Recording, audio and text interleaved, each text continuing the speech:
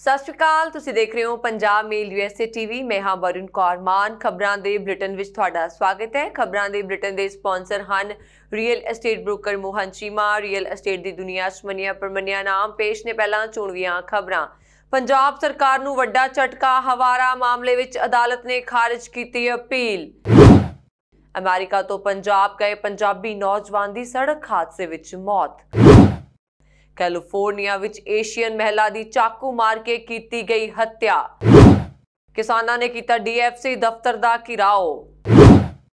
ਭਾਰਤੀ ਕਿਸਾਨ ਯੂਨੀਅਨ ਏਕਤਾ ਉਗਰਾਹਾਂ ਨੇ ਘੇਰਿਆ FCI ਦਫ਼ਤਰ। ਪੇਸ਼ ਨੇ ਹੁਣ ਖਬਰਾਂ ਵਿਸਥਾਰ ਨਾਲ। AK-56 ਹਥਿਆਰ ਬਰਾਮਦਗੀ ਮਾਮਲੇ 'ਚ ਜਗਤਾਰ ਸਿੰਘ ਹਵਾਰਾ ਨੂੰ ਤੁਰੰਤ chief judicial magistrate SK Goyal ਦੀ ਅਦਾਲਤ ਦੇ ਬਰੀ ਕਰਨ ਦੇ ਫੈਸਲੇ ਖਿਲਾਫ ਪੰਜਾਬ ਸਰਕਾਰ ਵੱਲੋਂ ਦਾਇਰ ਕੀਤੀ ਗਈ ਅਪੀਲ ਨੂੰ ਵਧੀਕ ਸੈਸ਼ਨ ਜੱਜ ਮਨੀਸ਼ ਅਰੋੜਾ ਦੀ ਅਦਾਲਤ ਨੇ ਖਾਰਜ ਕਰ ਦਿੱਤਾ।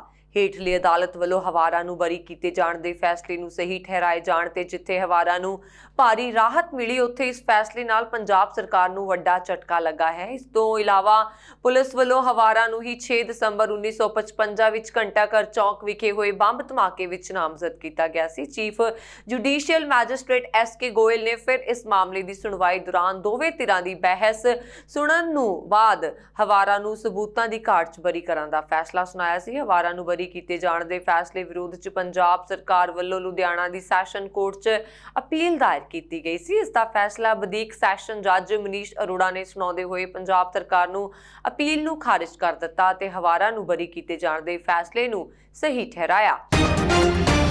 ਅਮਰੀਕਾ ਤੋਂ ਪੰਜਾਬ ਗਏ 42 ਸਾਲਾ ਰਣਜੋਤ ਸਿੰਘ ਦੀ ਕਾਰ ਹਾਦਸੇ ਵਿੱਚ ਮਾਰੇ ਜਾਣ ਦਾ ਦਰਦਨਾਕ ਸਮਾਚਾਰ ਪ੍ਰਾਪਤ ਹੋਇਆ ਹੈ। ਸੂਚਨਾ ਅਨੁਸਾਰ ਰਣਜੋਤ ਸਿੰਘ ਬਟਾਲੇ ਤੋਂ ਅੰਮ੍ਰਿਤਸਰ ਰਾਤ ਵੇਲੇ ਕਾਰ 'ਚ ਇਕੱਲਾ ਹੀ ਆਪਣੇ ਪਿੰਡ ਜਾ ਰਿਹਾ ਸੀ ਕਿ ਅਚਾਨਕ ਉਸ ਦੀ ਕਾਰ ਪਲਟਾ ਖਾ ਗਈ, ਜਿਸ ਤੇ ਉਸ ਦੀ ਮੌਕੇ ਤੇ ਹੀ ਮੌਤ ਹੋ ਗਈ।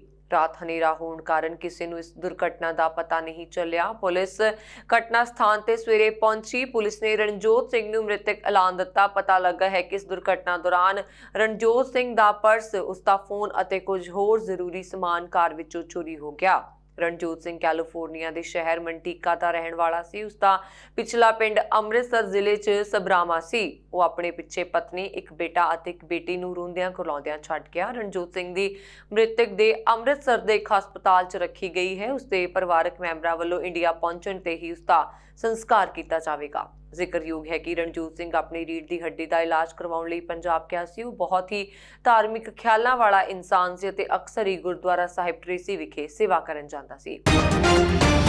ਅਮਰੀਕਾ ਵਿੱਚ ਏਸ਼ੀਅਨ ਮੂਲ ਦੇ ਲੋਕਾਂ ਨੂੰ ਹਿੰਸਕ ਘਟਨਾਵਾਂ ਦਾ ਨਿਸ਼ਾਨਾ ਬਣਾਉਣਾ ਜਾਰੀ ਹੈ। ਇਸ ਦੀ ਤਾਜ਼ਾ ਘਟਨਾ ਵਿੱਚ ਕੈਲੀਫੋਰਨੀਆ 'ਚ ਇੱਕ ਏਸ਼ੀਅਨ ਮੂਲ ਦੀ ਮਹਿਲਾ ਨੂੰ ਚਾਕੂ ਮਾਰ ਕੇ ਮੌਤ ਦੇ ਘਾਟ ਉਤਾਰਿਆ ਗਿਆ। ਇਸ ਮਾਮਲੇ ਵਿੱਚ ਆਪਣੇ ਕੁੱਤਿਆਂ ਨੂੰ ਘੁਮਾਉਂਦੀ ਹੋਈ ਇੱਕ ਏਸ਼ੀਆਈ ਔਰਤ ਦੇ ਜਾਨਲੇਵਾ ਹਮਲਾ ਕੀਤਾ ਗਿਆ ਹੈ। ਇਸ ਸੰਬੰਧੀ ਪੁਲਿਸ ਨੇ ਦੱਸਿਆ ਕਿ 64 ਸਾਲਾ ਕੇ ਜੀ ਮੈਂਗ ਸ਼ਨੀਵਾਰ ਸਵੇਰੇ 7:30 ਵਜੇ ਦੇ ਕਰੀਬ ਰਿਵਰਸਾਈਡ ਵਿੱਚ ਆਪਣੇ 2 ਛੋਟੇ ਕੁੱਤਿਆਂ ਨਾਲ ਬਾਹਰ ਸੀ, ਜਿਸ ਦੌਰਾਨ ਉਸ ਨੂੰ ਛੁਰਾ ਮਾਰਿਆ ਗਿਆ। ਇਸ ਛੁਰੇਬਾਜ਼ੀ ਕਾਰਨ ਪੀੜਤ ਮਹਿਲਾ ਖੂਨ ਵਗਣ ਕਰਕੇ ਜ਼ਮੀਨ ਤੇ ਡਿੱਗ ਪਈ। ਕਾਰਵਾਈ ਦੌਰਾਨ ਅਧਿਕਾਰੀਆਂ ਨੇ ਉਸ ਨੂੰ ਜ਼ਮੀਨ ਤੇ ਪਾਇਆ ਅਤੇ ਮੈਂਗ ਨੂੰ ਇੱਕ ਸਥਾਨਕ ਹਸਪਤਾਲ ਪਹੁੰਚਾਇਆ ਗਿਆ, ਜਿੱਥੇ ਉਸ ਨੂੰ ਮ੍ਰਿਤਕ ਐਲਾਨ ਦਿੱਤਾ ਗਿਆ। ਮੈਂਗ ਦੀ ਇੱਕ ਸ਼ੱਕੀ ਹਮਲਾਵਰ 23 ਸਾਲਾ ਡਾਰਲਿਨ ਸਟੀਫਨੀ ਮੌਤਿਆ ਦੀ ਪੁਲਿਸ ਨੇ ਅਸਥਾਈ ਤੌਰ ਤੇ ਪਛਾਣ ਕੀਤੀ ਹੈ। ਉਸ ਨੂੰ ਘਟਨਾ ਵਾਲੇ ਥਾਂ ਦੇ ਨੇੜੇ ਹੀ ਗ੍ਰਿਫਤਾਰ ਕਰ ਲਿਆ ਗਿਆ। ਅਧਿਕਾਰੀਆਂ ਅਨੁਸਾਰ ਡਾਰਲਿਨ ਦੇ ਨਸ਼ੇ ਦੇ ਇਤਿਹਾਸ ਅਤੇ ਉਸ ਦੀ ਮਾਨਸਿਕ ਸਿਹਤ ਦੇ ਇਤਿਹਾਸ ਦੀ ਜਾਂਚ ਕੀਤੀ ਜਾ ਰਹੀ ਹੈ।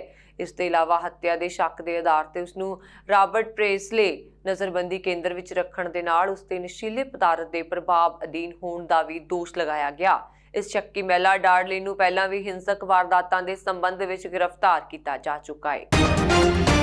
ਸੰਯੁਕਤ ਕਿਸਾਨ ਮੋਰਚੇ ਦੇ ਸੱਦੇ ਤੇ ਅੱਜ ਸ੍ਰੀ ਮੁਕਤਸਰ ਸਾਹਿਬ ਵਿਖੇ ਕਿਸਾਨਾਂ ਨੇ DFC ਦਫ਼ਤਰ ਦਾ ਘਿਰਾਓ ਕੀਤਾ। ਸੰਯੁਕਤ ਕਿਸਾਨ ਮੋਰਚਾ ਵੱਲੋਂ ਅੱਜ FCI ਦਫ਼ਤਰਾਂ ਦੇ ਘਿਰਾਓ ਦਾ ਸੱਦਾ ਦਿੱਤਾ ਗਿਆ ਸੀ। ਇਸ ਮੌਕੇ ਕਿਸਾਨ ਆਗੂਆਂ ਨੇ ਸੰਬੋਧਨ ਕਰਦਿਆਂ ਕਿਹਾ ਕਿ FCI ਦੀਆਂ ਜਾਰੀ ਹਦਾਇਤਾਂ ਨੂੰ ਨਹੀਂ ਮੰਨਣਗੇ, ਜਮ੍ਹਾਂਬੰਦੀਆਂ ਨਹੀਂ ਦਿੱਤੀਆਂ ਜਾਣਗੀਆਂ ਤੇ ਜੋ ਪ੍ਰੋਗਰਾਮ ਸੰਯੁਕਤ ਕਿਸਾਨ ਮੋਰਚਾ ਦੇਵੇਗਾ ਉਹ ਲਾਗੂ ਕੀਤਾ ਜਾਵੇਗਾ।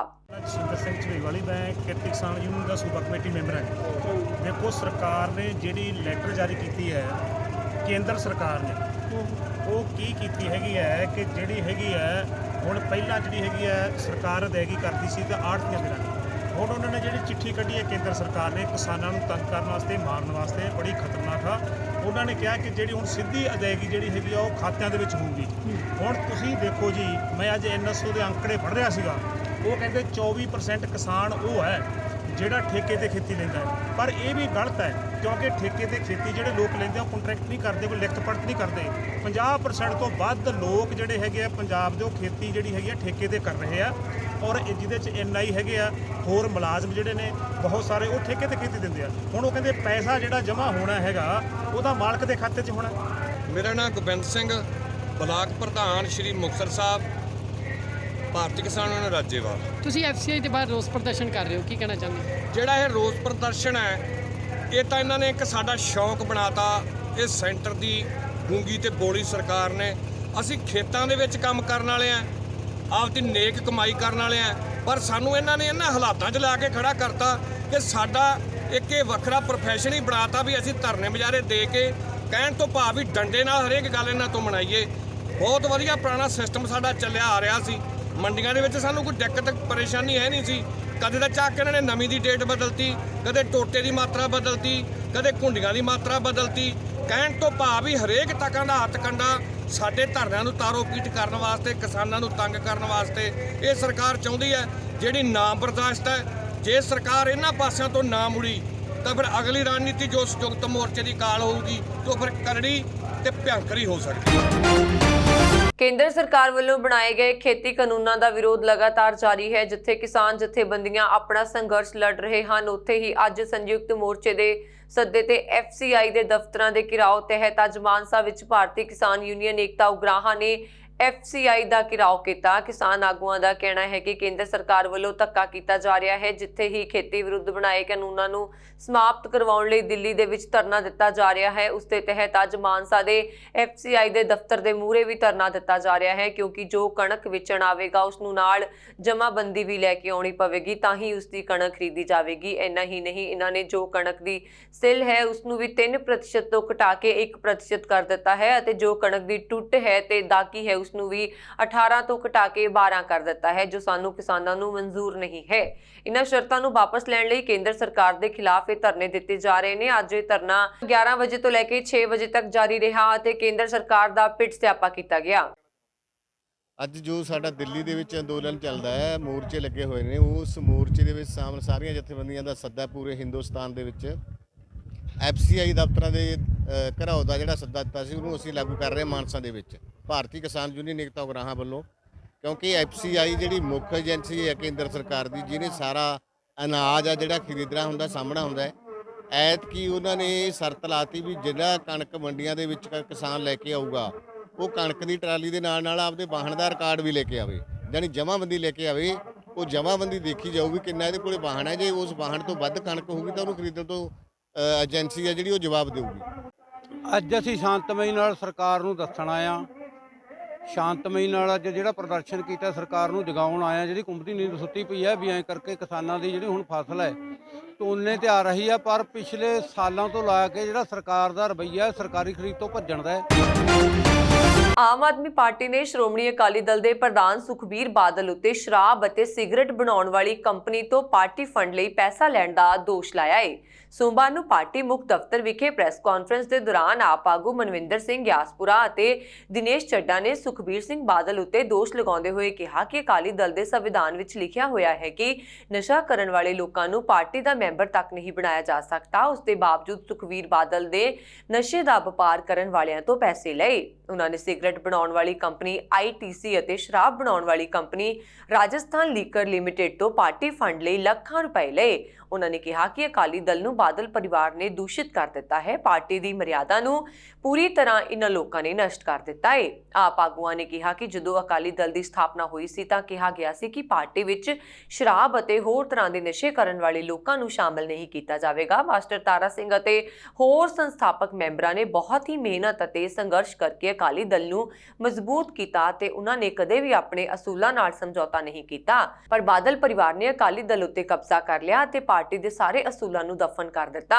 ਅਕਾਲੀ ਦਲ ਵੱਲੋਂ ਚੋਣ ਕਮਿਸ਼ਨ ਨੂੰ ਸੌਂਪੀ ਗਈ ਜਾਣਕਾਰੀ ਦੇ ਦਸਤਾਵੇਜ਼ ਦਿਖਾਉਂਦੇ ਹੋਏ ਆਪ ਆਗੂ ਨੇ ਕਿਹਾ ਕਿ ਜਿਸ ਪਾਰਟੀ ਦਾ ਸੰਵਿਧਾਨ ਕਹਿੰਦਾ ਹੈ ਕਿ ਨਸ਼ੇ ਕਰਨ ਵਾਲਿਆਂ ਨੂੰ ਪਾਰਟੀ ਦੀ ਮੈਂਬਰੀ ਤੱਕ ਨਹੀਂ ਦਿੱਤੀ ਜਾਵੇਗੀ, ਉਸ ਦੇ ਪ੍ਰਧਾਨ ਨੇ ਸਿਗਰਟ ਬਣਾਉਣ ਵਾਲੀ ਕੰਪਨੀ ਜੋ ਕਰੋੜਾਂ ਲੋਕਾਂ ਨੂੰ ਨਸ਼ੇ ਦਾ ਸ਼ਿਕਾਰ ਬਣਾਉਂਦੀ ਹੈ, ਉਸ ਤੋਂ 28 ਮਾਰਚ 2019 ਨੂੰ ਚੰਦੇ ਦੇ ਰੂਪ ਵਿੱਚ 15 ਲੱਖ ਰੁਪਏ ਲਏ ਅਤੇ ਸ਼ਰਾਬ ਬਣਾਉਣ ਵਾਲੀ ਕੰਪਨੀ ਰਾਜਸਥਾਨ ਲੀਕਰ ਲਿਮਟਿਡ ਨੇ 10 ਮਈ 2019 ਨੂੰ 25 ਲੱਖ ਰੁਪਏ ਚੰਦੇ ਦੇ ਰੂਪ ਵਿੱਚ ਦਿੱਤੇ। ਉਹਨਾਂ ਨੇ ਮੀਡੀਆ ਨੂੰ ਅਪੀਲ ਕਰਦੇ ਹੋਏ ਕਿਹਾ ਕਿ ਅਕਾਲੀ ਦਲ ਦੇ ਅਕਸ ਨੂੰ ਸੁਖਬੀਰ ਬਾਦਲ ਅਤੇ ਬਾਦਲ ਪਰਿਵਾਰ ਨੇ ਪੂਰੀ ਤਰ੍ਹਾਂ ਬਰਬਾਦ ਅਤੇ ਦਾਗ ਕਰ ਦਿੱਤਾ ਹੈ। ਇਸ ਲਈ ਹੁਣ ਤੋਂ ਅਕਾਲੀ ਦਲ ਨੂੰ ਬਾਦਲ ਦਲ ਕਿਹਾ ਜਾਵੇ। ਉਹਨਾਂ ਨੇ ਅਕਾਲੀ ਦਲ ਨੂੰ ਪਿਛਲੇ 2 ਸਾਲਾਂ ਵਿੱਚ ਮਿਲੇ ਫੰਡ ਸੰਬੰਧੀ ਦੱਸਦੇ ਹੋਏ ਕਿ 2018 ਵਿੱਚ ਅਕਾਲੀ ਦਲ ਨੂੰ ਮਿਲੇ ਪੌਣੇ 2 ਕਰੋੜ ਰੁਪਏ ਵਿੱਚੋਂ 1 ਕਰੋੜ 30 ਲੱਖ ਰੁਪਏ ਯਾਨੀ ਕਿ ਲਗਭਗ 75% ਦੀ ਰਾਸ਼ੀ ਬਾਦਲ ਪਰਿਵਾਰ ਨਾਲ ਸੰਬੰਧਿਤ ਕੰਪਨੀਆਂ ਨੇ ਦਿੱਤਾ। 14 ਦਸੰਬਰ 1920 ਨੂੰ ਸ਼੍ਰੋਮਣੀ ਅਕਾਲੀ ਦਲ ਜਿਹੜੀ ਕਿ ਰਾਜਨੀਤਿਕ ਵਿੰਗ ਜਿਹੜਾ ਕਿ ਬਣਾਇਆ ਗਿਆ ਸੀ ਔਰ ਮਾਸਟਰ ਤਾਰਾ ਸਿੰਘ ਜੀ ਵੱਲੋਂ ਉਹਨਾਂ ਦੀਆਂ ਸਾਰੀਆਂ ਕੋਸ਼ਿਸ਼ਾਂ ਦੇ ਸਦਕਾ ਸ਼੍ਰੋਮਣੀ ਅਕਾਲੀ ਦਲ ਦੀ ਬਹੁਤ ਵਡਮੁੱਲਾ ਇਤਿਹਾਸ ਰਿਹਾ। ਸਭ ਤੋਂ ਪਹਿਲੇ ਸ਼੍ਰੋਮਣੀ ਅਕਾਲੀ ਦਲ ਦੇ ਪ੍ਰਧਾਨ ਸਰਦਾਰ ਸਰਮੁਖ ਸਿੰਘ ਜੀ ਝਬਾਲ ਸਾਹਿਬ ਔਰ ਉਹਨਾਂ ਤੋਂ ਬਾਅਦ ਇੱਕ ਬੜੀ ਲੰਬੀ ਲਾਈਨ ਜਿਹੜੀ ਹੈਗੀ ਆ ਗਿਆਨੀ ਕਰਤਾਰ ਸਿੰਘ ਜੀ, ਖੜਕ ਸਿੰਘ ਜੀ, ਫਤਿਹ ਸਿੰਘ ਜੀ, ਜਿਹੜੇ ਕਿ ਇੱਕ ਡੈਡੀਕੇਟ ਹੋ ਕੇ ਕਹਿੰਦੇ ਸੀ, ਜਿਹੜੇ ਕਹਿੰਦੇ ਸੀ ਕਿ ਪੰਥ ਵਸੇ ਮੈਂ ਉਜੜਾਂ। ਇਹ ਇੱਕ ਮਨ ਦੇ ਵਿੱਚ ਚਾਅ ਲੈ ਕੇ ਉਹਨਾਂ ਨੇ ਸ਼੍ਰੋਮਣੀ ਅਕਾਲੀ ਦਲ ਨੂੰ ਬਣਾਇਆ ਸੀ। ਪਰ ਜਦੋਂ ਤੋਂ ਇਸ ਅਕਾਲੀ ਦਲ ਦਾ ਰੂਪ ਅੱਜ ਬਾਦਲ ਐਂਡ ਕੰਪਨੀ ਦੇ ਹੱਥਾਂ ਦੇ ਵਿੱਚ ਆ ਗਿਆ, Sukhbir Badal and company multinational company ਜਦੋਂ ਦਾ ਇਹਨਾਂ ਦੇ ਹੱਥਾਂ 'ਚ ਆਇਆ ਤਾਂ ਮੈਂ ਸਮਝਦਾ ਕਿ ਤੁਸੀਂ ਵੀ ਪ੍ਰੈਸ ਵਾਲਿਆਂ ਨੂੰ ਬੇਨਤੀ ਆ ਕਿ ਇਹਨੂੰ ਅਕਾਲੀ ਦਲ ਨਾ ਲਿਖਿਆ ਕਰੋ, ਇਹਨੂੰ ਬਾਦਲ ਦਲ ਲਿਖਿਆ ਕਰੋ। ਬੀਤੀ 31 ਮਾਰਚ ਨੂੰ ਮੁਖਤਾਰ ਅੰਸਾਰੀ ਨੂੰ ਜਿਸ UP ਨੰਬਰ UP 41807171 ਐਂਬੂਲੈਂਸ ਦੇ ਵਿੱਚ ਮੋਹਾਲੀ ਅਦਾਲਤ ਵਿੱਚ ਪੇਸ਼ ਕੀਤਾ ਗਿਆ ਸੀ। ਉਹ ambulance Ropar Manali national highway ਦੇ 105 ਤੇ ਪਿੰਡ ਖਵਾਸਪੁਰਾ ਨਜ਼ਦੀਕ ਨਾਨਕ ਢਾਬੇ ਦੇ ਸਾਹਮਣੇ ਤੋਂ ਲਾਵਾਰਸ ਹਾਲਤ ਵਿੱਚ ਖੜੀ ਮਿਲੀ ਹੈ।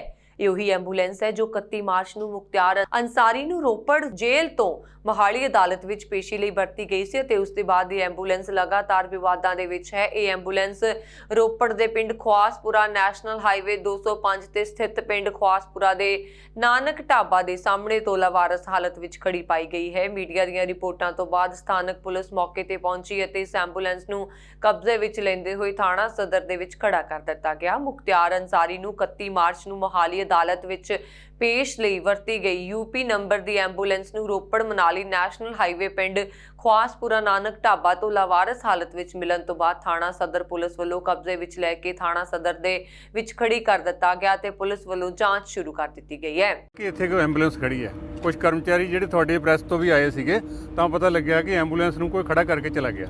ਇਹ ਲਾਵਾਰਿਸ ਹਾਲਤ ਹੈ ਜੀ, ਕੋਈ ਹੈਗਾ ਇਸ ਦੇ ਵਿੱਚ? ਸਾਨੂੰ ਹਜੇ ਤੱਕ ਤਾਂ ਕੋਈ ਨਹੀਂ ਮਿਲਿਆ ਜੀ। ਕੋਈ ਡਰਾਈਵਰ, ਕੋਈ ਆਪਰੇਟਰ? ਨਹੀਂ, ਹਜੇ ਤੱਕ ਸਾਨੂੰ ਕੋਈ ਨਹੀਂ ਮਿਲਿਆ।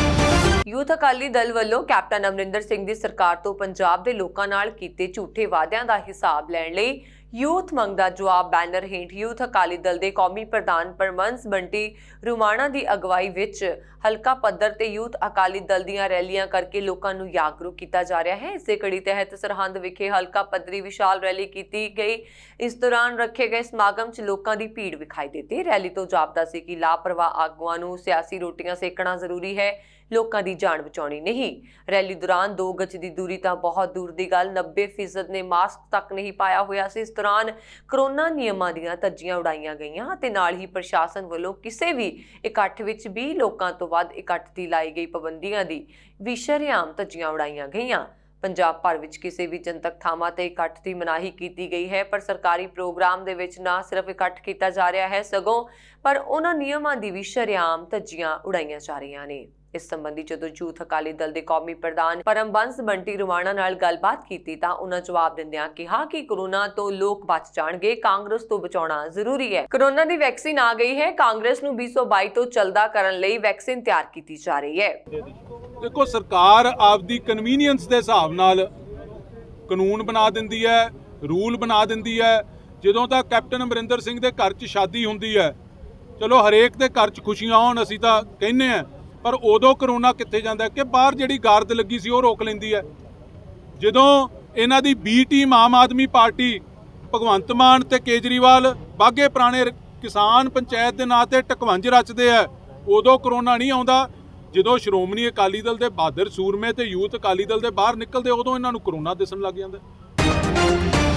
ਰੂਪਨਗਰ ਦੇ ਪੁਲਿਸ ਲਾਈਨ ਦੇ ਵਿੱਚ ਪੁਲਿਸ ਪ੍ਰਸ਼ਾਸਨ ਨਾਲ ਮਿਲ ਕੇ ਸਰਬੱਤ ਦਾ ਭਲਾ ਚੈਰੀਟੇਬਲ ਟਰਸਟ ਵੱਲੋਂ ਖੋਲੀ ਗਈ ਆਧੁਨਿਕ ਮਸ਼ੀਨਾਂ ਦੇ ਸਸਤੇ ਰੇਟਾਂ ਵਿੱਚ ਸਰੀਰ ਦੇ ਸਾਰੇ ਟੈਸਟ ਕਰਨ ਵਾਲੀ ਡਾਇਗਨੋਸਟਿਕ ਲੈਬੋਰੇਟਰੀ ਇਸ ਮੌਕੇ ਇਸ ਲੈਬੋਰੇਟਰੀ ਦਾ ਉਦਘਾਟਨ ਸਰਬੱਤ ਦਾ ਭਲਾ ਚੈਰੀਟੇਬਲ ਟਰਸਟ ਦੇ ਸਰਪ੍ਰਸਤ ਡਾਕਟਰ ਐਸਪੀ ਉਬਰਾਏ ਅਤੇ ਰੂਪਨਗਰ ਜ਼ਿਲ੍ਹਾ ਪੁਲਿਸ ਮੁਖੀ ਡਾਕਟਰ ਅਖਿਲ ਚੌਧਰੀ ਪਹੁੰਚੇ। ਇਸ ਮੌਕੇ ਸਰਬੱਤ ਦਾ ਭਲਾ ਚੈਰੀਟੇਬਲ ਟਰਸਟ ਦੇ ਸਰਪ੍ਰਸਤ ਡਾਕਟਰ ਐਸਪੀ ਉਬਰਾਏ ਨੇ ਕਿਹਾ ਕਿ ਇਸ ਨਾਲ ਜਿੱਥੇ ਪੁਲਿਸ ਦੇ ਅਧਿਕਾਰੀਆਂ ਤੇ ਕਰਮਚਾਰੀਆਂ ਨੂੰ ਇਸ ਦਾ ਫਾਇਦਾ ਹੋਵੇਗਾ, ਉੱਥੇ ਨਾਲ ਹੀ ਇਲਾਕੇ ਦੇ ਆਮ ਲੋਕਾਂ ਨੂੰ ਵੀ ਇਸ ਲੈਬੋਰੇਟਰੀ ਦੀਆਂ ਸਹੂਲਤਾਂ ਦਾ ਫਾਇਦਾ ਲੈਣਾ ਚਾਹੀਦਾ ਹੈ। ਇਸ ਮੌਕੇ ਜ਼ਿਲ੍ਹਾ ਰੂਪਨਗਰ ਦੇ ਐਸਐਸਪੀ ਡਾਕਟਰ ਅਖਿਲ ਚੌਧਰੀ ਨੇ ਵੀ ਆਮ ਲੋਕਾਂ ਨੂੰ ਅਪੀਲ ਕੀਤੀ ਜੋ ਆਪਣਾ ਬਾਹਰੋਂ ਮਹਿੰਗੇ ਟੈਸਟ ਨਹੀਂ ਕਰਵਾ ਸਕਦੇ, ਇਸ ਲੈਬੋਰੇਟਰੀ ਤੋਂ ਟੈਸਟ ਕਰਵਾ ਕੇ ਇਸ ਦਾ ਲਾਭ ਲੈਣ। ਅੱਜ ਰੋਪੜ ਪੁਲਿਸ ਲਾਈਨ ਤੇ ਸਰਬੱਤ ਦਾ ਭਲਾ ਚੈਰੀਟੇਬਲ ਟਰਸਟ ਨਾਲ ਕੋਲੈਬੋਰੇਟ ਕਰਕੇ एक अफोर्डेबल ਤੇ ਐਸੈਸੀਬਲ ਡਾਇਗਨੋਸਟਿਕ ਤੇ ਲੈਬ ਦਾ ਫੈਸਿਲਿਟੀ ਅੱਜ ਸ਼ੁਰੂਆਤ ਕੀਤੀ ਗਈ ਹੈ। ਮੈਂ ਡਾਕਟਰ ਉਬਰਾਏ ਦਾ ਬਹੁਤ ਧੰਨਵਾਦ ਕਰਦਾ ਕਿ ਉਹਨਾਂ ਨੇ ਪਬਲਿਕ ਫੈਸਿਲਿਟੀ ਦੇ ਲਈ ਮੁਲਾਜ਼ਮਾਂ ਦੀ ਸਹੂਲੀਅਤ ਦੇ ਲਈ ਇੱਕ ਬੇਸਿਕ ਇਨਵੈਸਟੀਗੇਸ਼ਨ ਦੇ ਲਈ ਹੈਲਥ ਰਿਲੇਟਡ ਜਿਸ 'ਚ ਬਲੱਡ ਦੇ ਇਨਵੈਸਟੀਗੇਸ਼ਨ ਹੈ, ECG ਹੈ, बेसिक जो भी सारी इन्वेस्टिगेशनस हैगियां बिल्कुल अफोर्डेबल रेट ते बेसलाइन प्राइस ते इत्थे स्टार्ट कर रहे हैं। ਸਰਬੱਤ ਦਾ ਭਲਾ ਚੈਰੀਟੇਬਲ ਟਰਸਟ ਵੱਲੋਂ ਇੱਕ ਮੁਹਿੰਮ ਜਿਹੜੀ ਸ਼ੁਰੂ ਕੀਤੀ ਗਈ ਸੀ ਲੈਬੋਰਟਰੀਜ਼ ਖੋਲ੍ਹਣ ਦੀ। ਤਕਰੀਬਨ 32-33 ਜਿਹੜੀਆਂ ਲੈਬੋਰਟਰੀਜ਼ ਇਸ ਵੇਲੇ ਆਪਰੇਸ਼ਨ 'ਚ ਹੈਗੀਆਂ ਨੇ ਔਰ 30 ਅਪ੍ਰੈਲ ਤੱਕ ਸਾਡੀਆਂ ਬਾਕੀ ਵੀ ਲੈਬੋਰਟਰੀਜ਼ ਖੁੱਲ੍ਹ ਕੇ ਤੇ 40 ਲੈਬੋਰਟਰੀ ਸਾਡੀਆਂ ਕੰਪਲੀਟ ਹੋ ਜਾਣਗੀਆਂ। ਇਹ ਟੀਚਾ ਸੀ ਰੱਖ ਕੇ ਚੱਲੇ ਸੀ 50 ਲੈਬੋਰਟਰੀਜ਼ ਖੋਲ੍ਹਣ ਦਾ। ਸੋ ਹੁਣ 5 ਲੈਬੋਰਟਰੀਆਂ ਸਾਡੀਆਂ ਜਿਹੜੀਆਂ ਉਹ ਹਰਿਆਣੇ ਵਿੱਚ ਖੁੱਲ੍ਹ ਰਹੀਆਂ ਨੇ। ਤਕਰੀਬਨ 2 ਮਹੀਨੇ ਤੱਕ ਅਸੀਂ ਬਾਕੀ ਵੀ ਸਾਰੀਆਂ ਪੂਰੀਆਂ ਕਰ ਦਾਂਗੇ। ਤਰਨਤਾਰਨ ਦੇ ਨਾਰਕੋਟਿਕ ਸੈੱਲ ਨਸ਼ਿਆਂ ਖਿਲਾਫ ਚਲਾਈ ਮੁਹਿੰਮ ਤਹਿਤ ਪੱਟੀ ਦੇ ਆਸ-ਪਾਸ ਦੇ ਪਿੰਡਾਂ ਵਿੱਚ ਚੈਕਿੰਗ ਕੀਤੀ ਜਾ ਰਹੀ ਹੈ ਕਿ ਪੁਲਿਸ ਨੂੰ ਗੁਪਤ ਸੂਚਨਾ ਮਿਲੀ ਇੱਕ ਸਮਗਲਰ ਹੈਰੋਇਨ ਸਮੇਤ ਇਲਾਕੇ ਵਿੱਚ ਘੁੰਮ ਰਿਹਾ ਹੈ ਤਾਂ ASI ਗੁਰਮੇਲ ਸਿੰਘ ਨੇ ਪੁਲਿਸ ਪਾਰਟੀ ਸਮੇਤ ਚੀਮਾ ਮੋੜ ਤੇ ਨਾਕਾਬੰਦੀ ਕਰ ਲਈ ਅਤੇ ਇੱਕ ਵਰਨਾ ਕਾਰ ਚਿੱਟੇ ਰੰਗ ਦੀ ਜਿਸ ਨੂੰ ਚੰਡੀਗੜ੍ਹ ਦਾ ਨੰਬਰ ਲੱਗਿਆ ਹੋਇਆ ਸੀ ਨੂੰ ਰੋਕ ਕੇ ਜਾਂਚ ਕੀਤੀ ਤਾਂ ਉਸ ਵਿੱਚੋਂ 3 ਕਿਲੋ ਹੈਰੋਇਨ ਬਰਾਮਦ ਕੀਤੀ। ਗੱਡੀ ਵਿੱਚੋਂ ਕਾਬੂ ਕੀਤੇ ਗਏ ਵਿਅਕਤੀ ਦੀ ਪਹਿਚਾਣ ਨਿਸ਼ਾਨ ਸਿੰਘ ਪੁੱਤਰ ਮੁਖਤਿਆਰ ਸਿੰਘ ਵਾਸੀ ਬੰਡਾਲਾ ਥਾਣਾ ਆਰਫੀ ਕੇ ਜ਼ਿਲ੍ਹਾ ਫਿਰੋਜ਼ਪੁਰ ਨੂੰ ਇੱਕ ਕਾਰ ਸਮੇਤ ਕਾਬੂ ਕਰ ਹੋਰ ਪੁੱਛਗਿੱਛ ਕੀਤੀ ਜਾ ਰਹੀ ਹੈ। ਤਰਨਤਾਰਨ ਦੇ ਵਿੱਚ ਜੇ ਬਾਹਰਲੇ ਜ਼ਿਲ੍ਹੇ ਦੇ ਬੰਦੇ ਹੈਗੇ ਉਹ ਆ ਕੇ ਡਰੱਗਸ ਸਪਲਾਈ ਕਰਕੇ ਜਾਂਦੇ ਹੈ। ਉਸੇ ਇਨਫੋਰਮੇਸ਼ਨ ਦੇ ਆਧਾਰ ਪਰ ਇੱਕ ਕੱਲ ਅਸੀਂ ਨਾਕਾ ਲਾਇਆ ਸੀਗਾ ਟੀ ਪੁਆਇੰਟ